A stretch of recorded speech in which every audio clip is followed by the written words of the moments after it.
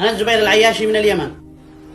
وما الذي جئت تريده مني؟ والله ما بلاقي تطلب فاطمة سالم بنتك على سنة الله ورسوله، فهل أنا ند لكم؟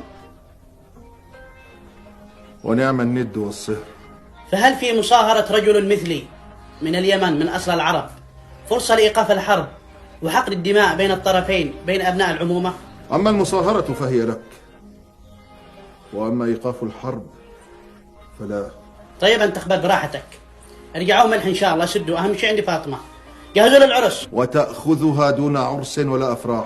ليش؟ خير يا طير، أنا مجهز العرس، مجهز الفنان ب5,000 دولار. أهل العروس في حداد أيها الملك. بيض الله وجهه قسما بالله، ما الحين عندنا يشتي لك الا حفله ويشتي عرس ويشتي الفنان قال لك 5,000 دولار بمدرك انه بيجي يتزوجه، يعني العروسه كلها مهرها ما 5,000 دولار والفنان يشتي 5,000 دولار. خذ عروسك، وحين تصبح في ديارك أقم لها من الأفراح ما شئت. طيب قل لهم جهزوا فاطمه. جهزوا له فاطمة. يلا خاطرك.